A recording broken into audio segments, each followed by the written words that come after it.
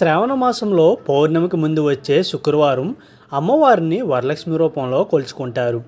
శ్రావణ మాసంలో ముత్తైదులు ఈ వ్రతాన్ని చేసుకుంటారు. శ్రావణ మాసం శుక్రవారం అమ్మవారికి పూజ చేసి వ్రతం నోచుకుంటే కోరిన కోరికలు తీరుతాయి, వరాలు సంపాదిస్తుందని భక్తుల విశ్వాసం. ఈ వ్రతంలో ఖచ్చితంగా బంగారం పెట్టాలా, బంగారం లేకపోతే పూజ చేయకూడదా అనే సందేహాలు మహిళలకు ఉంది. అయితే భక్తి శ్రద్ధలతో పసుపు కొమ్ము కట్టి నీళ్లతో అభిషేకం చేసిన పుణ్యఫలం వస్తుందని పురోహితులు సురేష్ కుమార్ శర్మ అంటున్నారు. శ్రావణ శుక్రవారం రోజు భక్తి శ్రద్ధలతో పత్రం, పుష్పం, స్వచ్ఛమైన జలాలతో అమ్మవారికి అభిషేకం చేస్తే ఆస్తి ఐశ్వర్యం కలుగుతుందని తెలుపుతున్నారు. అమ్మవారికి ఏంటంటే ఎప్పుడు పూజ చేసుకున్నా శుభప్రదం.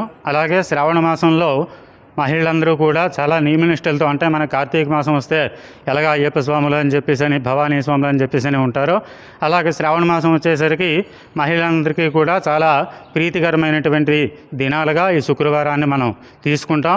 కాబట్టి ఈ శుక్రవారం నాడు మహిళలు అమ్మవారికి పసుపు కుంకుమతో పూజ చేసుకున్నట్టయితే, లేదా అమ్మవారి తలకి సేవ చేసుకున్నట్టయితే దీర్ఘ సౌమంగళ్యం అనేటువంటిది ఉంటుంది. అంతేకాకుండా ఇంట్లో లక్ష్మీదేవి కూడా స్థిరంగా ఉండడానికి అవకాశం ఉంటుంది. బంగారం ఉన్నా లేకపోయినా భక్తి శ్రద్ధలతో అమ్మవారికి పూజ చేస్తే బంగారం కొనే స్తోమత అమ్మవారు కలిగిస్తారని చెబుతున్నారు. నిష్ఠతో పూజ చేస్తే అమ్మవారు ఆస్తి ఐశ్వర్యం ఐదోతనం ఇస్తారని అంటున్నారు. కావున ప్రతి ఒక్క మహిళ తమకు ఉన్నంతలో అమ్మవారికి పూజ చేసుకోవాలని అంటున్నారు. సర్వాత్మ భావనామేవ పూజ.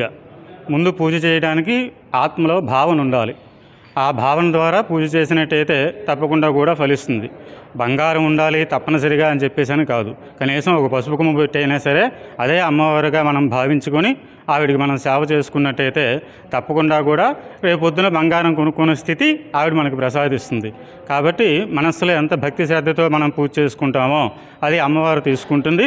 మన కోరికలు ఏవైతే ఉన్నాయో అవన్నీ కూడా నెరవేర్చడానికి మనకి అవకాశం ఉంటుంది. కాబట్టి అమ్మవారికి ఎంత భావన మీద పూజ చేస్తే, అంతే భక్తి శ్రద్ధతో పూజ చేస్తే అంతే సత్ఫలితాన్ని కూడా మనకు ప్రసాదిస్తుంది.